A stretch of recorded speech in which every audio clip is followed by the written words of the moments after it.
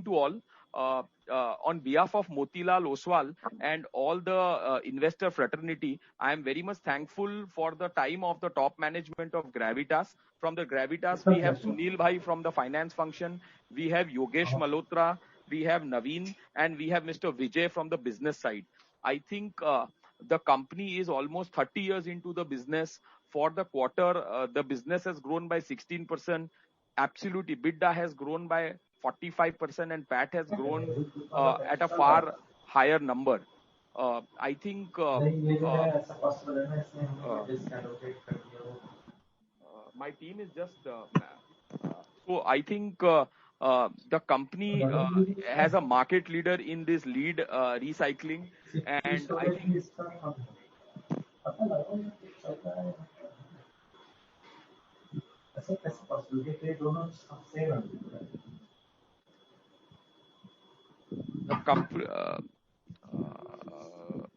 the company has a very strong dominance in this business and is way ahead of others. I think the way the company has built a building block and the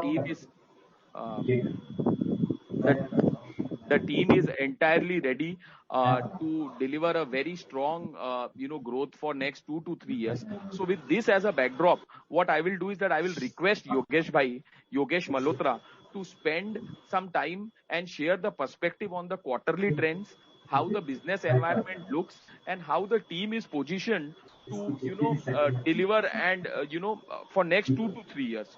So over to you, Sunil Bhai. I would also request you, as in where your inputs are required, you can share, and then we will throw the floor open for Q&A.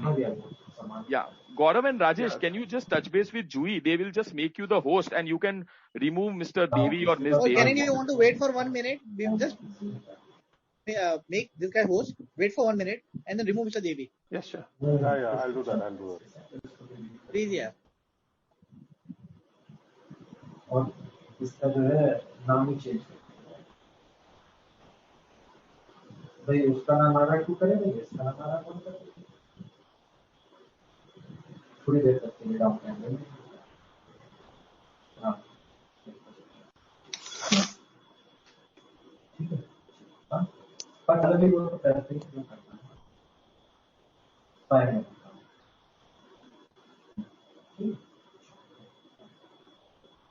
तो memory भी ज्यादा खाली है ऐसा 16 में से 4-5 GB खाली लेके बैठा हुआ मिस्टर देवी. हेलो हाँ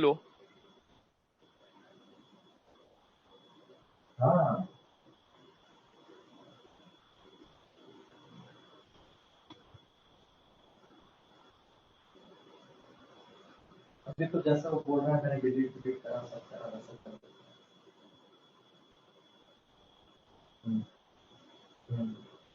ठीक है चल मैं रोहित सब बैठता हूँ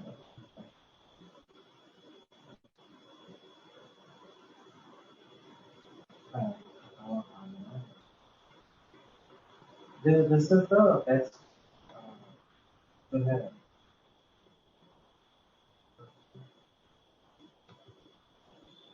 this is the best provider. किसी और के साथ काम कर रहे होते हैं ना तो यही कर रहे हो बेसिकली अगर या फिर गूगल पे होते तो सारा दिन नहीं करते Hi, can I suggest something? If we can't remove Mr. Devi, can we all just log off and then log in again?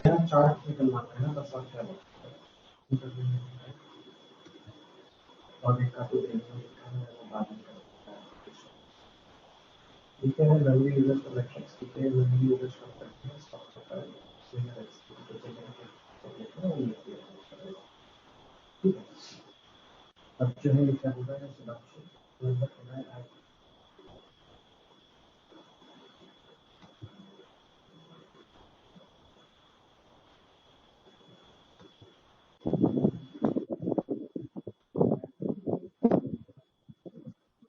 Can Yes. You can take over the host, but you have to enter the password. Go to more, and you can claim host role, but they're asking for the password. You know what is the host key?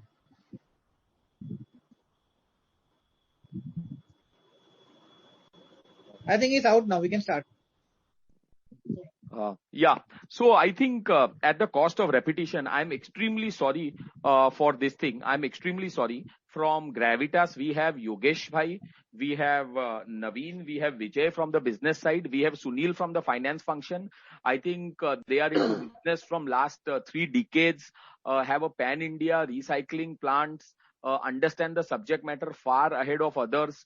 Lots of people on the unorganized side with the weaker balance sheet. I think for the 4Q, they have done a headline business growth of 16%, EBITDA growth of 45%, PAT growth of 60%.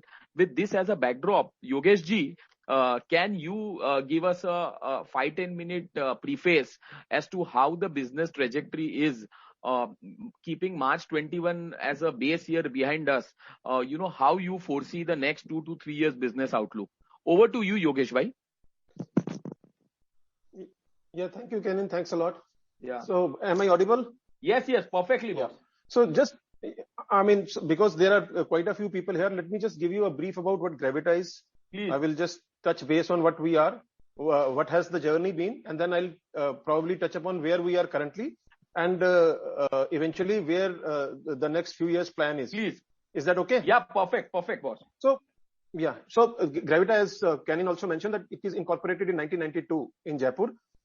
It's one of India's leading non-ferrous metal recyclers and India's largest secondary lead metal producing company. We recycle lead acid batteries, lead scrap, aluminium scrap, and plastic scrap at various locations across globe. So it's not present only in India, but it is also present outside India as well.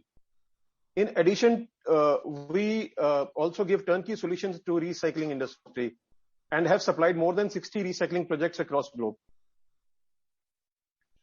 So after setting up the first plant in India in Jaipur in 1992, we set up our first overseas plant in 2001 in Sri Lanka in 2001. After the success of this plant, we because as probably some of you know that battery movement, lead acid battery movement is restricted. So we decided to expand our operation base outside India and outside Asia as well, by setting up our first lead recycling plant in Africa, in Ghana in year 2006. Followed by this, we set up our various other plants in Africa, in Senegal, Mozambique the following year. We went public in 2010 when we got listed both in BSE and NSE. Looking at the synergies in scrap metals sourcing, which we believe is the biggest barrier in the recycling industry, we diversified business operations and started aluminium and plastic recycling also in year 2015 and 2016, respectively, by setting up a recycling plant in Nicaragua and aluminium plant in India. So this is what we have done. I mean, if you talk about today, we have 13 strategically located recycling facilities in Asia, Africa, and Central America, with a total combined installed capacity of more than 160,000 metric ton. Our global operations enable us to cater to all major markets in US, Europe, Asia, and our pan-India operations gives us an edge in servicing the industry efficiently in India. Not only this, Gravita has a unique, deep-rooted, extensive global scrap collection network spread across 4 continents and over 20 countries, which help us collect scrap globally at very competitive prices. We have back-to-back hedging mechanism in place, because of which our margins remain intact even in fluctuating commodity markets. So that basically is where we are now. If we talk about going to the future, we believe that we are just sitting at an opportunity where we can grow. I mean, give this growth a boost in the coming 3-4 years. And we have a vision for 2025, where we believe that we can grow at more than 35% bottom line growth, more than 25% growth in the top line, year on year for the next 4-5 years. We believe that the lead business, which currently contributes to around 90% of the total business, would continue to grow, but at the same time, we would have more than 25% revenue coming from businesses other than the lead business. And why we believe that where we are currently and how can we go further, I think there are 3-4 major factors that will help us reach those numbers. Number one is, as I mentioned, that we started lead and plastic recycling 3-4 years back. Now we have established those businesses pretty well, and we believe that there is huge scope of expansion in these 2-3 businesses. We have had a very good year last year in aluminium, and we believe that we can grow multi-folds in these businesses in coming 3-4 years. Not only this, we also are looking at other opportunities, new verticals, lithium-ion batteries, e-waste, rubber recycling, copper recyclings. These are the other areas which can give us boost in the coming few years. Because we are not a one product company, we are a multi-locational, multi-segment company which can grow in all recycling segments. Apart from that, we started increasing. I mean, till few years back, we were only a metal recycling company where we were giving the base metal products to our buyers. But now what we have done is we have started giving value-added products. So this ratio of value-added products has increased and come to around 40% currently. And we believe that we can increase this to around 70 to 80% in the coming few years. So this will give us a boost in the bottom line going forward. But one of the major boosts that is going to come from change in the way recycling framework policy framework is changed in India. What has happened is that the government is focusing too much on the recycling frameworks, and they have put the onus of collecting the scrap from the market on the OEMs. So what is happening is all the battery manufacturers are now forced to take back the battery that goes into the market. Earlier, these were taken by the unorganized sector, but more and more these products are now coming to the organized sector. And these OEMs are looking for partners who can help them, who can help collect the scrap from the market, recycle it, and give them the finished products in lieu of those batteries. And because we are available pan-India, we have our own operational plants in north, south, west. So our pan-India operations makes us, and our experience in recycling, organized, we are organized people. We have a very, very big and very competitive management team. Not only that, even the middle management is huge. We have around 150 professionals working for us. So all these things gives us a benefit in servicing this industry. So with this happening, I'll just give you a brief. Earlier, we were importing scrap into India and servicing the industry in India. But now with this scrap available in India itself, we will reduce a lot of logistics cost as well as a lot of working capital, which takes a lot of time for importing these scrap into India. So this will give us a bottom line boost. Not only this, the scrap that we used to collect outside will now get processed outside India itself. So there also the volume growth will be there. So all these 4 or 5 factors, as I mentioned, that expansion in other segments, taking up new segments, exploiting the new scrap policies of India, and focusing on the value-added products, kind of gives us a boost to going forward. And these results were very clear last year also, when we grew by around 55% at the bottom line level, even after the COVID effects. So most of this growth came in the last 3 quarters. I think the final quarter, fourth quarter, we did phenomenally well, where we did around 438 crores in revenues and around 23 crores in profit. So that is basically what Gravita is and where we want to grow. I have with me Mr. Naveen, Mr. Sunil Kansal, and Vijay Parekh, and we are ready to take any questions that you might have for us. Thank you. Fine, Yogesh bhai. Thanks a lot for your preface. I would request participant to please, unmute yourself and raise the question. For the betterment of the team, I would request the rest of the people to please be on mute. Thank you. Over to others for their questions. Sir, one question from my side, sir. Since Rajiv here, sir. Hello. Yes, Rajiv. Yes. Yes. So you said with respect to your 90% of revenues currently from lead, and you want to grow total revenue collection. So you want to, by next 3-4 years down the line, you wanted to reduce and dependency on it and diversify into which gives around 25% from the other segments.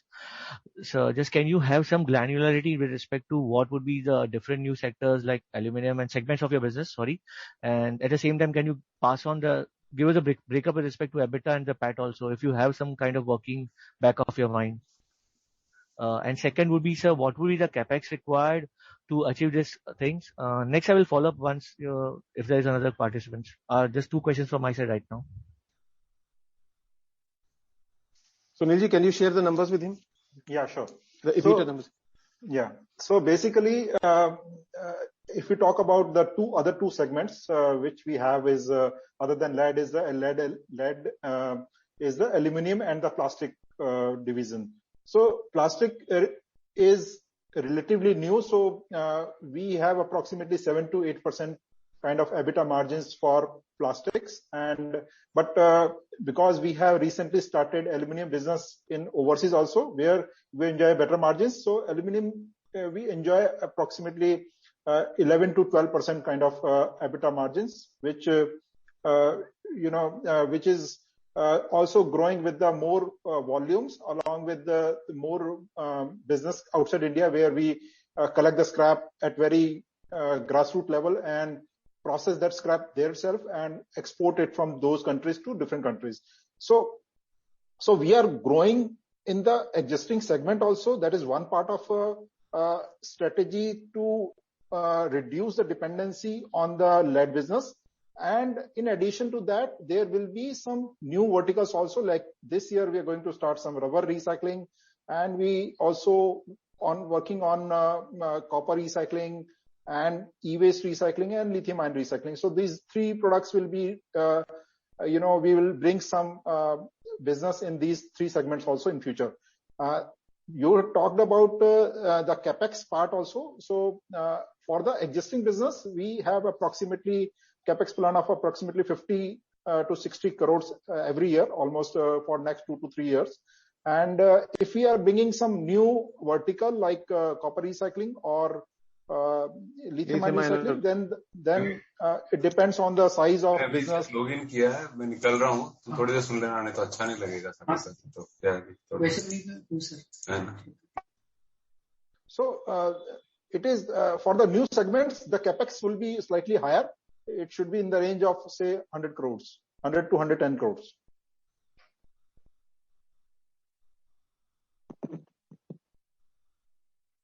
Okay. And sir, how the capex will be funded? It will be mostly through internal accrual only, or how? Yeah, both so internal accrual and capex will be funded from mainly from the internal accruals. As this year onwards, we are more on the cash positive, as Yogesh explained that we have reduced the imported scraps in India, and we are more dependent on the domestic scrap, which consumes lower working capital cycle. So the short-term debt is going to reduce working capital cycle, and so we will be having slightly debt on the long-term part, where we can have more business verticals in future. So partly it will be funded from majorly it will be funded from the internal accruals, but yes, some debt will be there. Fine. Sir, just one more question from my side, sir. Just on the same part. You said with respect to your 100 crore capex that's for your copper or either lithium ion. That's a new vertical. So that is mostly purely with respect to greenfield entirely, or you have an existing land bank, you identified the near to the source area, and secondly, are these assets more fungible with respect to your other metals, or it is purely entirely the assets has to be dedicated ones? Just can you throw light on that side? So basically, no greenfield projects, in the sense that wherever we will put up these new segments, we would have an existing facility where we would be recycling either lead or aluminum or plastics. So generally, we would increase the segment in the same facilities itself. So probably in all probability, we would be doing a copper or a lithium-ion battery recycling in one of our existing units, either in India first. That is how we do it. And all the scrap, the same collection pattern is there, so you don't have to be closer to the scrap, because scrap comes from various areas.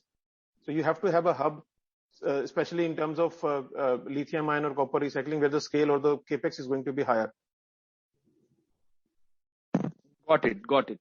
So we have next question from Vaibhav and then from Ramila. So Vaibhav, over to you. Hi, sir. Thanks for providing the opportunity. Can you hear me? Yes, we can. Properly. Yeah. So just two questions on my side. So first one is that during the introductory remark, you mentioned that there has been a change in the government policy, and now the OEMs are basically responsible for scrap collection. So great if you can highlight when did this change actually happen, and is it like is there a practical implementation on ground of this change, or it is or there are execution challenges in implementing this law? This is my first question. And secondly, on the basics of our business, so you have mentioned earlier that there is the movement restriction on the battery, and that's why we have international location of the plants. So is it the movement? Is it a restriction also applied to smelted lead, and that's why we have, or is it that it is just on the battery and we can smelt it outside and then bring it here and then recycle it here in India? So that would be both of these questions, if you can answer that. Yeah. So to answer your second question, as you mentioned that smelted lead is not a problem, only battery scrap is a problem. Okay. So you cannot import battery scrap, but you can import secondary lead. You don't require license for importing? No, you don't. Okay. Lead, no. And to answer your first question, I think Naveen Sharma, our SBU head, aluminium, and our commercial head will answer your question for that. Yes. Naveen, about policy. So when this part of collection policy, earlier rule was BMHR, now the new rule is being framed under BWMR, Battery Waste Management Rule, wherein they will add other types of battery, mainly lithium-ion batteries too with that part, and there is some EPR restrictions are also being put into that, and government is also planning to put penalties to the manufacturers if they do not comply to the EPR norms specified in the new rule. So since in the old rule there was no such penalty, it was more of a regulation, execution part was poor. So we foresee that there will be certainly improvement, and this improvement has started coming in last 1 year, and in time to come this will be implemented faster. Okay, so that's we have seen the impact of this, and the local scrap collection has improved, multiple folds for us in the past year. Okay, sir, that's it from us. Thank you. We have a next question from Yasmin and then maybe Ramila. Yasmin, over to you. Yeah, thank you.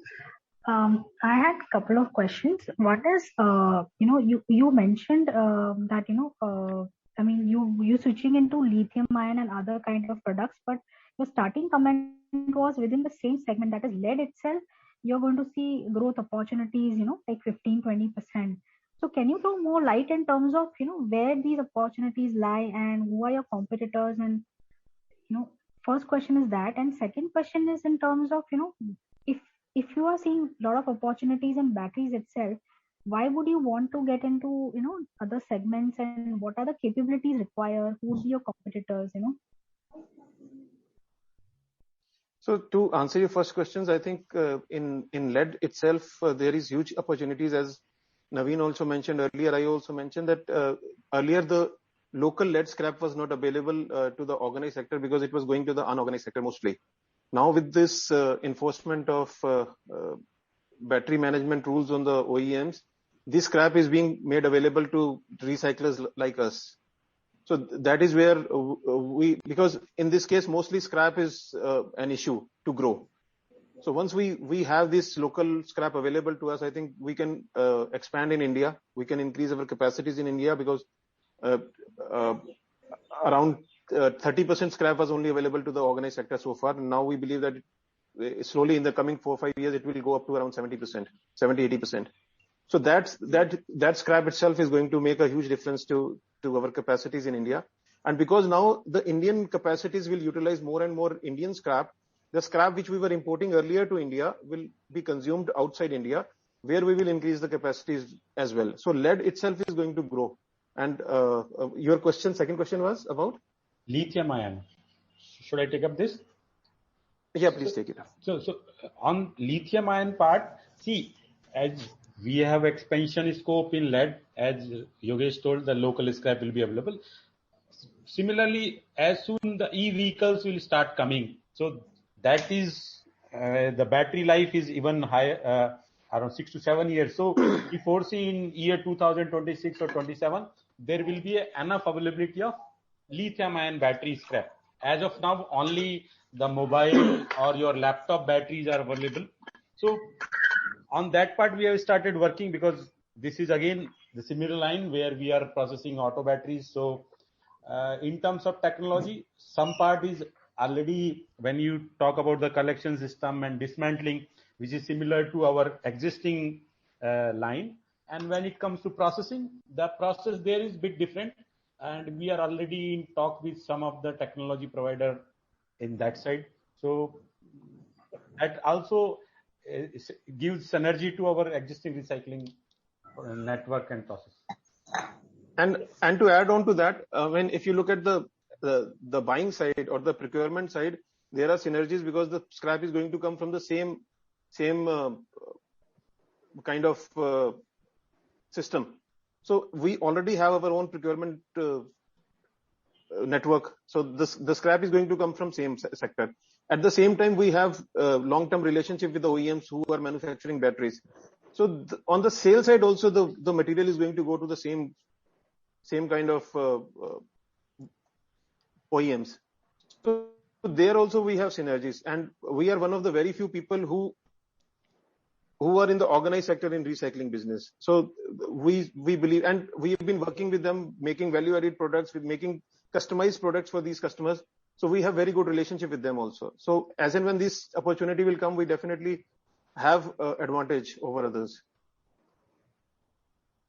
So could you name which OEMs you've already started to work with or you're working with, and post this new rule, where you're seeing traction? So Vijay, can you answer these questions about lead? Yeah. Yeah, we are working with the Amara Raja batteries since last more than 3 years on the same concept. And as rightly said by Naveen and Yogesh, the compliance is become the need of hour. Government of India is also forcing a lot of focus on environment compliances. And all the battery companies, even those are the good companies which were not following these guidelines, has been told very strictly to follow these guidelines. So we are already working with Amara Raja batteries. We are also working with HBL batteries, which is based in Hyderabad. And very soon we are going to conclude the contract with one of the North Indian battery manufacturing company. And that is only from the supplier side. On the procurement side also, Vijay, can you just brief about people with whom we have tie-ups like Tata and all? So these are the companies where we are going to battery scrap. But as far as OEM, our association with OEMs, we are having long-term contracts with the Tata batteries, then HBL batteries, Amara Raja batteries, Luminous, and discussions are going on with the Exide also for getting their scrap on pan-India basis, as well as establishing a contract for supply of the lead. But one more thing I would like to add into the space, what Yogesh has explained, is that Gravita is the company who has the widest product range among the all lead manufacturing companies globally. I'm using the word globally because we are catering the market of the lead acid batteries. We are catering the market of chemicals and pigments. We are catering the market of radiation shielding. We are catering the market of the cable manufacturing companies. So Gravita is the only company who has entire product range in their fold. The only thing is that we are expanding in India, we are expanding in Africa. So automatically it gives a great sense of sustainability into the entire process. I'll come back in the queue. Thank you. Perfect. We have a next question from Akash Mittal. Yes. Hello. Yeah. Hello, sir. Hello. So I have a couple of questions. So first of all, as I was going through, I am a new investor to your company. Oh, great. And I'm an individual investor. So Thank you. as I was going through some of the reports, I found you have a very high focus towards the auto industry, auto. But I see an equal opportunity in the solar storage as well, because there are solar storages, batteries typically have a life cycle of 3 to 4 years.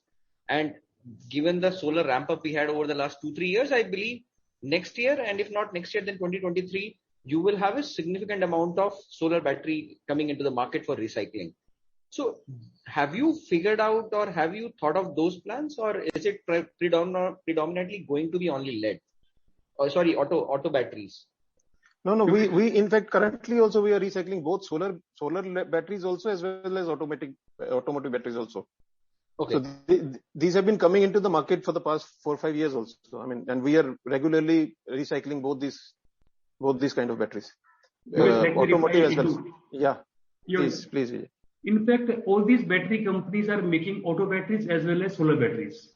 Right. If you take the example of Amara Raja, they are making the auto batteries and solar batteries. If you take the example of, they are making solar batteries. If you take the HBL, they are also batteries and industrial batteries. Okay, sir. So that means you are catering to both. So what is the current capacity utilization you have? If I have missed that question, sorry. So the current capacity utilization is around 65 to 70%. In India or globally? Globally. And in India units? I think it will be a little higher. Yeah, India is approximately 75%. 75%. So you don't need a significant capex coming up for that in that case. No. Right? Okay. In India, yes, we have. So see, I'll explain it to you. In our case, because we, as I mentioned, that we also manufacture and design recycling equipments. Right. We give turnkey solutions also. So for us, cost of equipment is not as high. Generally, it's the scrap that dictates where we put up capacities and how much capacity we put up in those places. So we are restricted by scrap procurement and not by capacities. We can increase capacities at very little cost. Okay. But scrap collection is an issue. So generally we are, especially in overseas locations, we go for a higher capacity so that we do not lose out on opportunity cost, because those benefits are higher than the capex itself. Okay. Got it, sir. Got it. Thank you. Thank you. Hello, sir. Good evening. Am I audible? Good evening. Yes. Yeah. I have a couple of my questions have been already answered. I have just a couple of more to go. What is your outlook for the sales and EBITDA growth in FY22 and 23? So, as we mentioned that we are planning to grow at around more than 25% year on year for the next 2-3 years. That is the top line growth. And on a profitability level, we believe that we would grow at more than that, around 35% growth. 35 so year to 40% on year, we growth. are expecting 25 and 35%. Plus, more than 35 and 25%. Okay. And what degree of operating leverage we can see in the next couple of years? So, yes, Sunilji. Yeah. So operating leverage, because as Yogesh mentioned that we are having more scraps from Indian market as compared to what it was earlier. So where the working capital cycle is lower as compared to as compared to the imported scrap. So and also the business now we are looking for is like tie-ups with the OEMs. So where we get the scrap from them and we need to supply them the lead. So there is no, there is no cash outflow for so it is always like trade payables for us, and their inventory is lying with us. So we just need to convert into the metal and supply to them. So there is no risk on the metal price also, and there is no working capital involved also. So definitely the working capital cycle will be lower and we will be more cash positive, cash flow positive for the business we are having in India. Additional business for the domestic market in India. Okay. Just one question if I could push in. How much market share do we have in India and globally? Yeah, India market share we have closely 10%. Okay, and globally? Globally will be very less, maybe 1% or so. Okay. Because China is a very big market and we don't have much presence in China. Okay. Thank you so much. Thank you. Hardik, you had some question, Hardik. Yeah, hi. Thanks for the opportunity. If you can tell us what were the EBITDA per ton for different segments like lead, aluminium, plastic for this quarter? Yeah. So basically, we are running at a EBITDA per ton of approximately 12.5 rupees per kg for lead, and approximately, so this quarter aluminium was slightly higher, which was around 18 rupees a kg for aluminium, and plastic was approximately 1600 rupees a ton, like 1.6 rupees a kg. So plastic and aluminium was slightly better for this quarter, but yes, plastic will be sustainable, and going forward it will be do slightly better than this. But aluminium, yes, because we did more business in the international market, and there was some temporary enhancement of the sales realization also. So we should be getting approximately 15 to 16 rupees a kg for aluminium in future. But lead will be sustainable, and there will be some enhancement in increase in EBITDA because of the more valuated products, and slightly addition on account of the economy of scale. Okay, and sir, as you were mentioning in your speech that because of some policy changes, the availability of local scrap has increased, because earlier we used to import and then process and supply to the battery makers. Although working capital requirement will be lesser, but now since the scrap availability is made available to us by, say, battery maker itself, then in that case, EBITDA per ton will be lesser, although working capital is better, but the margin will be lesser? So to some extent, yes, the margins would be a little less compared to when we are importing the batteries. But we would be keeping that scrap in the overseas market itself. I mean, we will be using the scrap by expanding our operations overseas. So what will happen is that the EBITDA from those operations will increase. So overall, probably there will be no effect or some increase in the total EBITDA of the company, percentage-wise. But definitely, return on capital employed will be far better than higher, far better as compared to the current situation. And all the inventory is completely hedged, right? We don't keep anything because earlier we used to keep some core inventory open, but I just want to reconfirm we hedge completely everything. Yes, now currently we have a hedging policy in place where we're covering everything.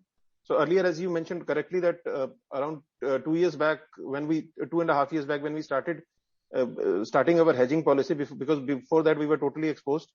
So at that point in time, we were hedging only the sales and purchase side, and thinking that this is the inherent inventory that is always lying with us. But when the markets go down or go up in a quick succession, then generally what we do is we lose or gain something out of it. So to eliminate that from the business model, we started hedging the complete inventory also. Okay. And sir, in the last call, you updated us that we got a 305 crore contract from Solin Corp and Luminous. So any further update, any new order that we received from any client that you would want to mention? See, in terms of our order books, I think we have sufficient order books which covers more than 6 months to a year, and at any point in time that is the same case.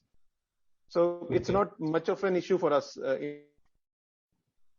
Even currently, our order book would be more than 6 months. Okay. Vijay, would you like to add on to this? Yeah, in fact, since they are asking a specific question on the contract, recently we have concluded a contract with one of our Middle East buyer, and the discussions are also in process for Amara Raja also. So this is a normal process where we are having the long-term contracts.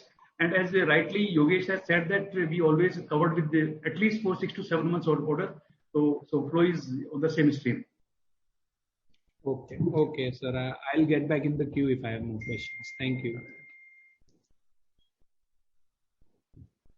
Are there any additional further question from anyone? Can I have a couple of questions? Okay, sorry. Yeah, please, Yasmin. Yeah. Sir, I wanted to ask you who would be your main competitors, and I mean, is this like a really difficult industry to be in? Yeah, so I'll give you an answer to this. I mean, first of all, we are a very unique company in the sense that we are multi-locational, both in India as well as overseas. So even in India, we have multiple plants in all the three regions. Mostly, I mean, except for East, we have our plants. We have in North, I mean, top North. Then we have in Rajasthan one plant which covers partially West, partially Middle India. Then we have one in West in Mundra, and one in Chittoor which covers the south part. So we are the only company in India which has multiple plants in India. So it gives us a logistical advantage. So what happens as we are having tie-ups with, say, any of these companies, say, for example, Amara Raja.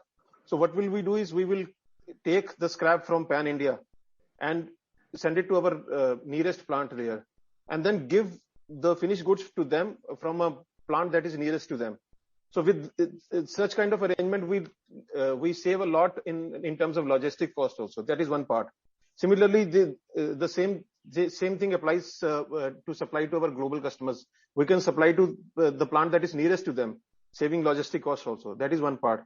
Then we've been working with so many OEMs that we can give tailor-made products to them. We can give them value-added products. As Vijay also mentioned, that we have the highest range of products that we can provide to anybody. That is one. Then there are other restrictions. It's a hazardous waste. I mean, I think we forgot to mention that we are the only company in Asia that has been accredited by International Lead Association. So our plants have been accredited by the highest quality.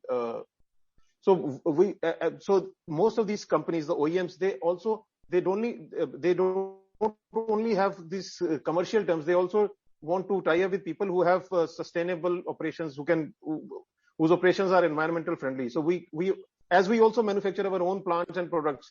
So that also gives us an advantage.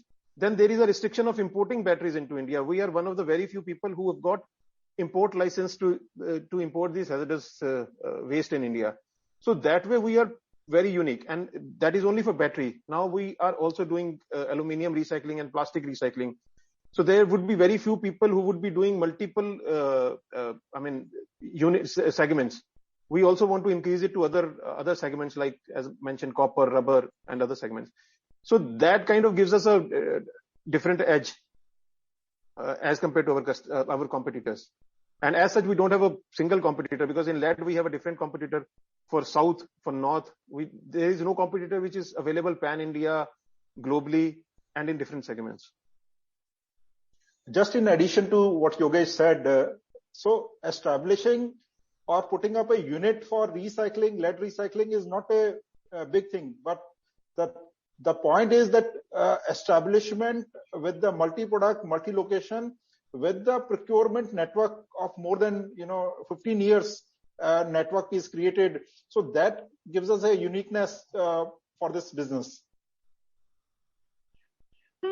Just to understand, in plastic recycling, exactly what products will you be doing, and if you can. So currently there are two segments to plastic. One is PET and other is article plastic, PCP or PP. So our plants in Central America, in Nicaragua, are making bottle grade plastic flakes, which we supply to all the bottle manufacturers like Indorama, even the bottlers for Pepsi, even so all these people, Octel, which makes the sheet. So we made food grade, bottle grade plastic in Central America. In India, we make PPCP granules, which is going into the battery industry, which makes the battery cases.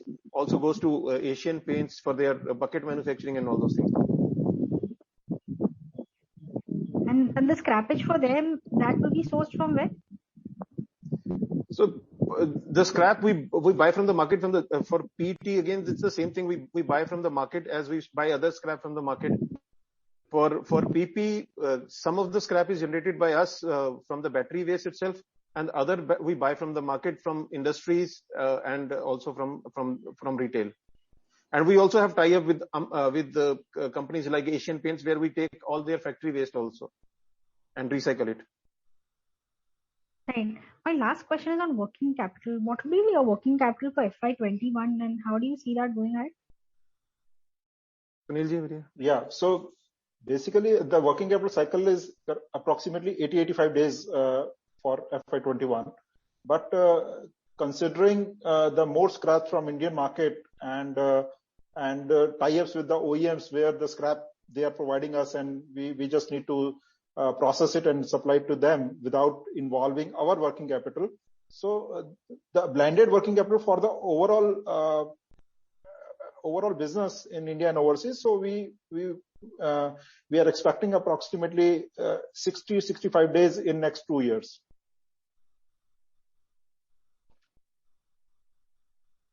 Perfect. So, sir, I have a couple of questions. Thank you so much for your time. So, after just listening to your presentation, it is safe to assume, so we are, as a company, we are not at all concerned with the fluctuation in the metal prices globally. Tomorrow, if they go up, tomorrow they go down.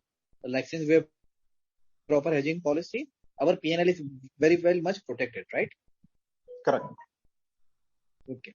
And so my point is that, see, you have given your guidance, like where you told like you have a 25% revenue growth for next 2 years, 35% PAT growth. So right now this year we will have ended the year with a revenue of 1400 crores, more or less 50 crore profit.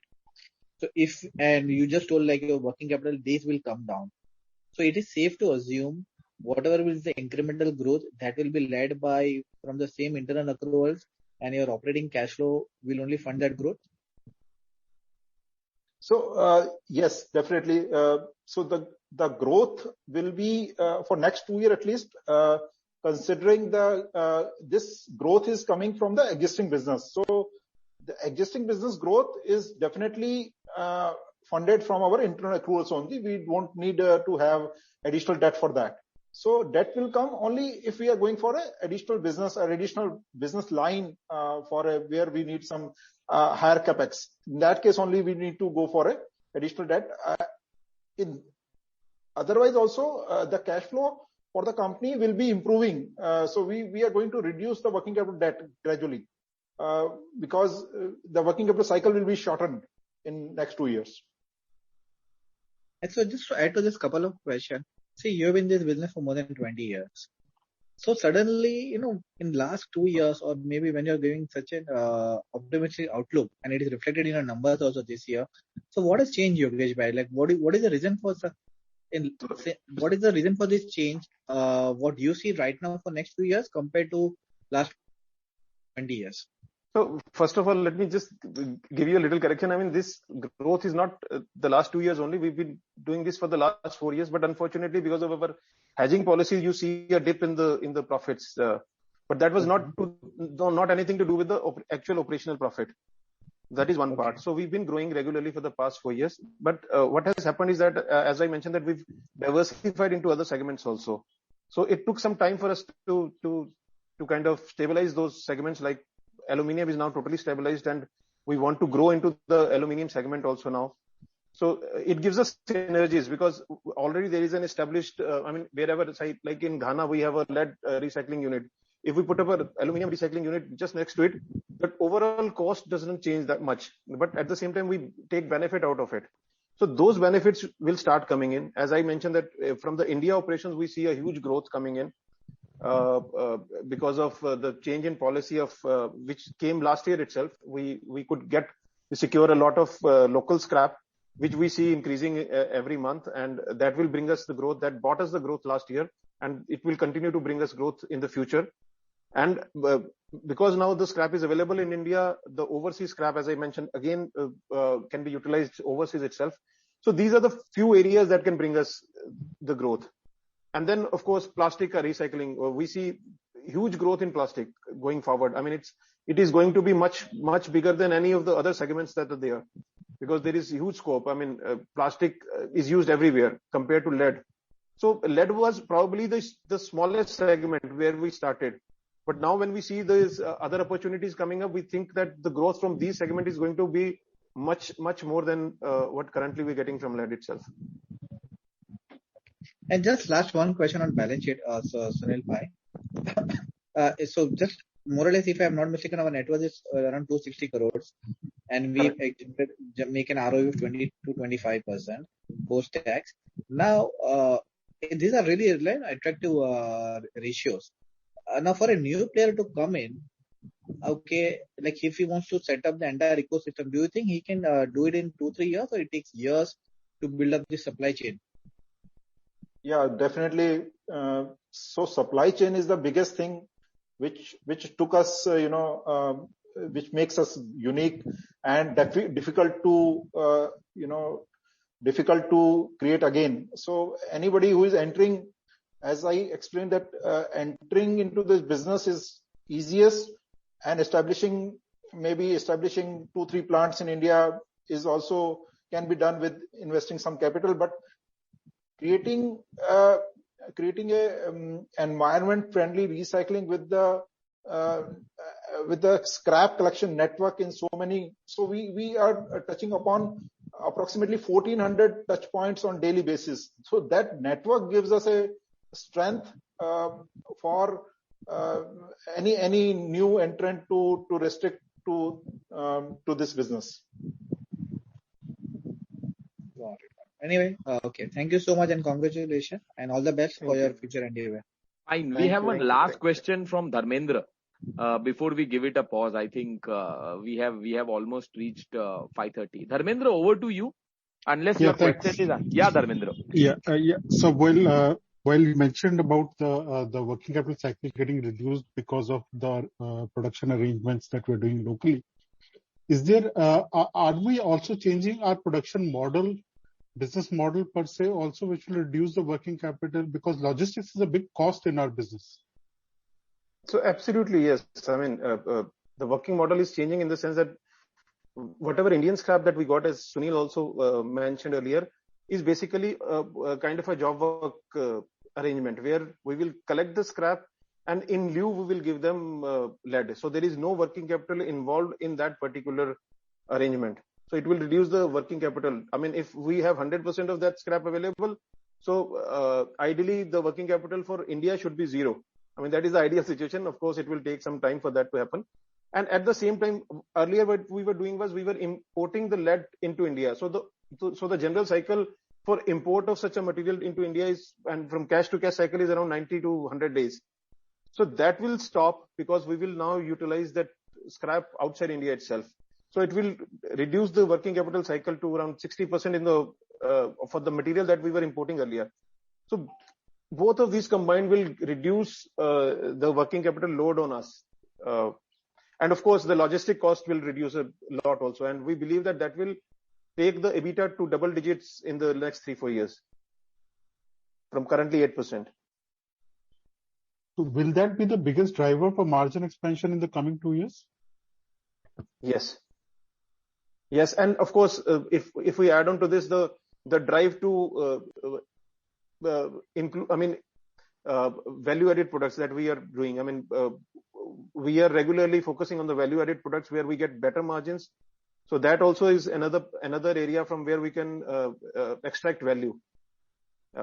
If you see, generally a refined lead would sell at around LME prices or say around $25-30 over the LME prices. But if we go into value-added products, we can extract another $70-80 from that.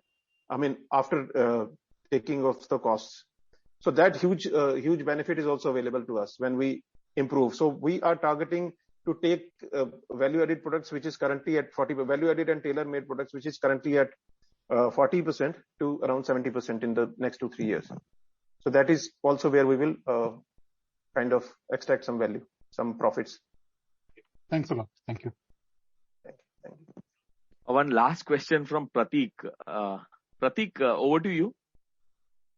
Sir, on this margins, on the OEM business that we have spoken about, since it involves lower application of lower working capital, what sort of to what extent does it lower our margins?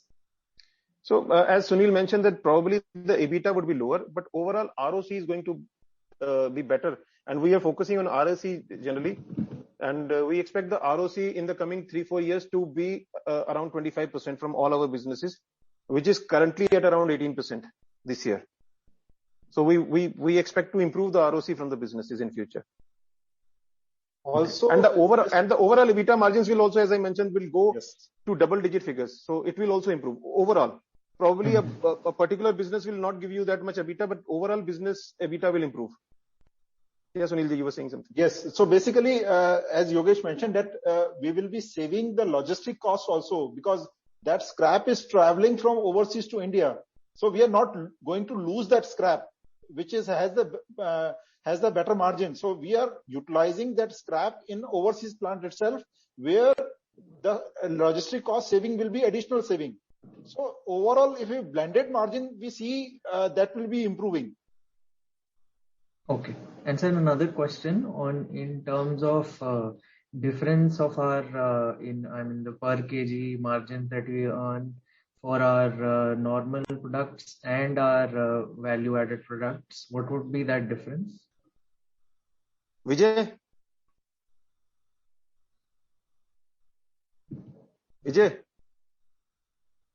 I think it depends. Sorry.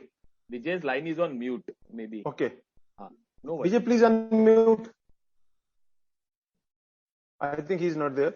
So basically it depends from product to product. In some cases we earn around $200 more than our refined products.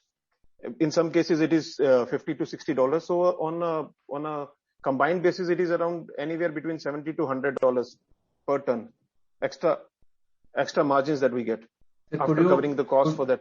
Could you indicate that on a percentage basis? How much higher percentage margins do we earn? Around 4%, 3 to 4% higher. Okay, that's it. Not more than that. Not more than that.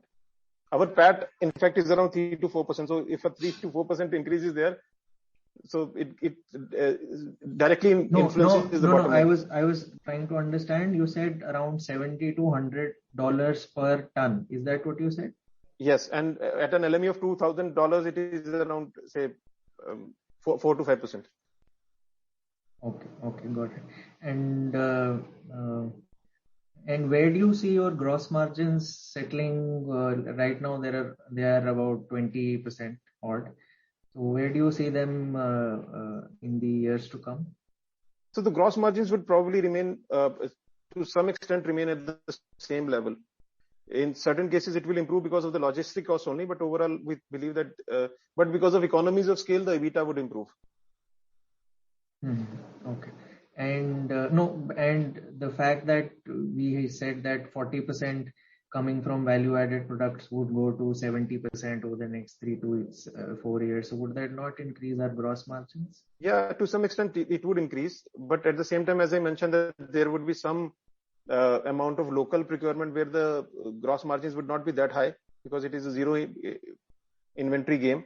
So overall, gross margins may not change. Some logistic advantage would be there, some advantage we will get from but overall the volumes will increase.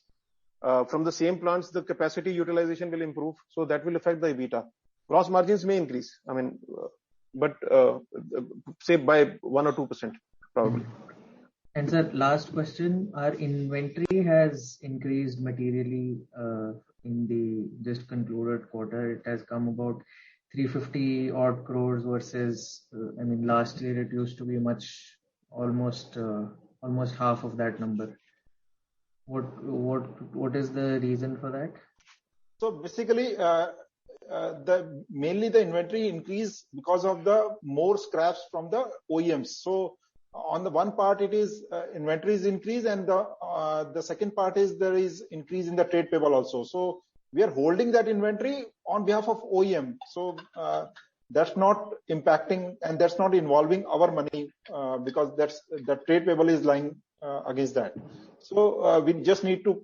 So we are expanding the capacities in our existing plant and trying to increasing the volumes of processing in our existing plants. So as soon as that processing volume will increase, that inventory will be diluted, and so there is practically no impact on our balance sheet. So last question, was there any one-off impact in our profitability or sales turnover in Q4 FY21, which is the last quarter? Q4, nothing. No material impact. No material one-off impact. And do we expect to sustain this level of more than 420 crores of turnover in these coming quarters? So this is the running rate now. If you see, we've been improving. We don't see any reason for reducing the overall revenues. But revenues will depend on the LME also. If the LME goes down, probably the revenue will be impacted. Volumes will be the same. Volumes would be the same. What was the volume line increase? Margins would be same. What was the volume increase this time in this quarter? So this time it was around 6% volume increase last year from last year. No, so volume increase was higher. Sunilji, what was the volume increase? Volume increase was approximately. So volume 9%. Increase for this quarter was 9%. 9% was the volume increase. For this quarter, YOY. Okay. Thank you, sir. You're welcome. Thanks. I think Yogesh Bhai and Sunil ji and the rest of the team members, you people gave a very good holistic perspective, and this was quite helpful. So with this, I think you people have given a lot of time. If there are any follow-ups, we'll come back. So on behalf of everyone and from Motilal Oswal, we are very much thankful, and we wish you a very good luck for next 2 to 3 years. I think the company has built all the building blocks and is poised for a healthy growth. So thank you very much. Once again, thanks. Yogesh Bhai, thanks. Thank you very much, Naveen, thanks. Thanks all from our side. Yeah. Thank you. Bye-bye. Sure.